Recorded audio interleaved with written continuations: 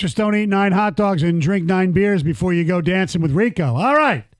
The telephone number is 248-539-9797. Earlier today, Bob Nightingale, one of the really good insiders that covers the sport, there's Ken Rosenthal, Jason Stark, Jeff Passan, and Nightingale's right up there. So there's usually some validity to what he says. And Bob Nightingale tweeted out that the Tigers are serious suitors for Eugenio Suarez, who we will see at Comerica Park the next 3 days. And he says the Tigers would like to get something done before he leaves town. So here's some scenarios that have been thrown out there by, Evan Petzold as well. Tigers acquire Suarez. Diamondbacks acquire right-handed pitcher Troy Melton, who we saw make his debut the other day, and catcher supposedly pitching tonight too, I believe. Enrique Jimenez, their 14th prospect. Melton is their 6th prospect, but not ranked in Major League Baseball's top 100. Rico, would you make that trade? Yeah, I would make that trade, Stoney. The only problem is it sounds too good to be true. Okay. But yes, if that's all it takes, you get to hold on to your prized possessions that Scott Harris loves his farm system. Mm-hmm. You bring in a bat that everybody's been clamoring for, that right-handed bat. Yeah, I would do that trade in a heartbeat. And he's right here in town. You can just swap out dugouts. Here's your new Tiger hat. Welcome back. Let's go. Yes. All right. Another option that Evan Petzold of the Free Press has pointed out. Tigers acquire Eugenio Suarez. Diamondbacks acquire Troy Melton. And, that's the old one. Not Troy Melton. Right-handed pitcher Jaden Ham and second baseman Max Anderson, who's doing really well right now. Max Anderson is the Tigers' 9th prospect. Ham is their 10th prospect. Yeah, once again, that just seems a little bit too good to be true. I know Arizona wants pitching, so it doesn't surprise me that they're looking at that. Reports were that they were, scouting the Tigers' AA organization last week in Erie. Yeah, I would make that move. Now, this is one that I would, like I said, I would love to be wrong. It looks like I would be wrong because I didn't think Scott Harris was going to make a deal. Now, the only problem I have with this, Stoney, I hate when things like this get leaked because normally when it doesn't happen. But yes, I would say yes to either one. And I think every Tigers fan would, because I think similar to how everybody felt after the victory yesterday, you would feel as if the Tigers are trying to really push their chips in the middle of the table and say, yes, we are a serious contender. Because that's why I think a lot of people want to see the moves, because it's that mindset. You're a serious contender for the World Series this year, and you're not just happy about making the playoffs. See, Rico, you just said it, because you're right. The report last week before, during the All-Star break, whatever it was that the Diamondbacks want pitching. But the assumption for us was that we didn't have enough in our farm system versus everyone else. But what's happening, hopefully, is that all it takes is for the Diamondbacks to like something that we have. Yeah. It doesn't have to necessarily be better than the Yankees, better than whomever, Seattle.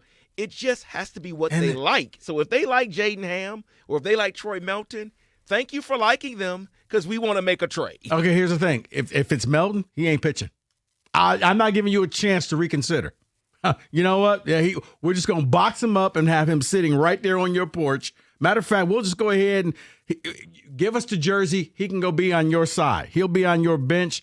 I'm not going to play him because I don't want him to go out there and get bombed. And then they say, yeah, I don't know. We're having second thoughts. Yeah.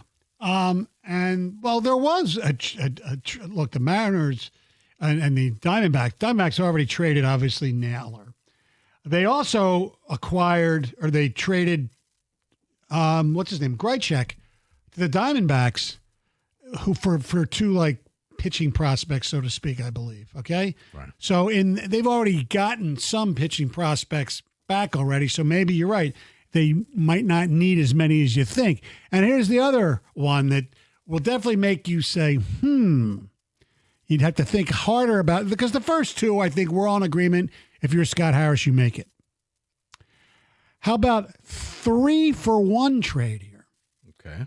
Where the Tigers give up their third or fourth ranked prospect, depending on who you believe, and that would be Josue Briseño, to the Diamondbacks for Suarez, right-handed pitcher, starter Merrill Kelly, and reliever, former Tiger Shelby Miller, who has an 80% whiff So rate. the Tigers are getting 3. Tigers are getting 3, giving up 1 prospect, but all 3 are rentals, and you're giving up a top 4 prospect for 3 rentals.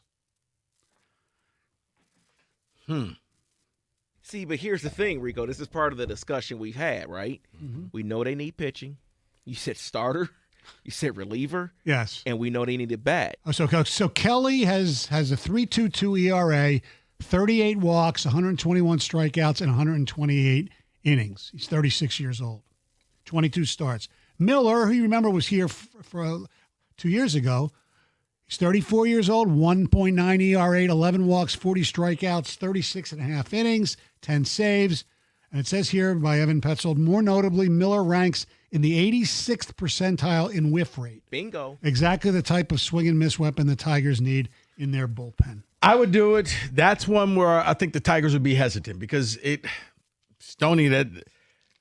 actually helps you right here this year. You don't have term on any of these guys. Right. They could all be gone next year, and it costs you one of your prized possessions.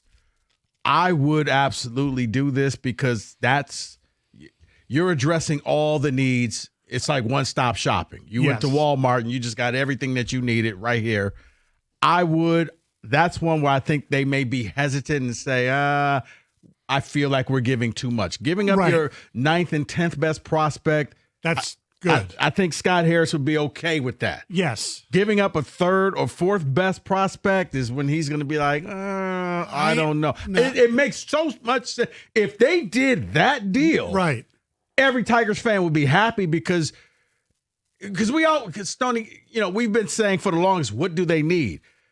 I think David was like, they need a bat. Mike was like, they need help in the pen. I was like, they need a starting pitcher. Guess what? You just got it all. You got all 3. So, yeah.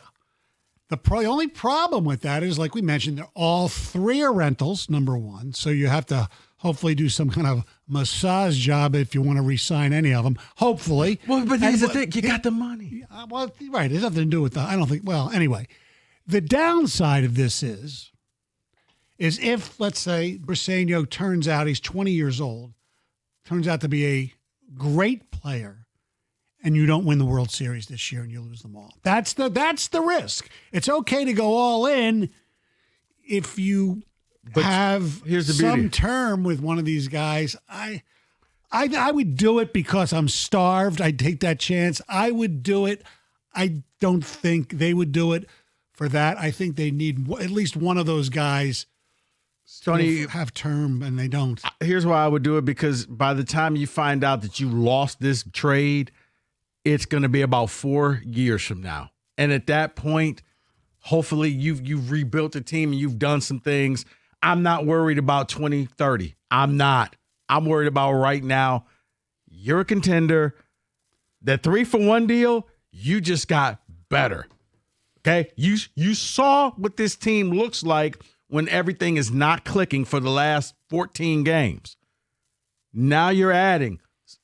It's a check mark in every category that you're deficient in. The question is, do you need to do better in Shelby Miller and even Merrill Kelly? Are there better options out there that you can make more than one trade? I don't know. I got a text from a friend of mine who says Shelby Miller stinks. Well, he wasn't great here. I remember at one point he was really, really good, that he completely lost it. I don't watch the Diamondbacks play enough. I just gave you some stats there. No, I mean, here's the thing. It's an arm that, you know what, situationally you can put him in here, you put him in there, batter here, batter there. That's it. There's no defined roles in the pen for the Tigers. Right. There's well, not. We saw what just an arm did yesterday in the ninth inning, Luke Jackson. Fair. I mean, so you need somebody because to have another guy who's just as, I'll be nice, good as who you already have in the bullpen. What's that get you?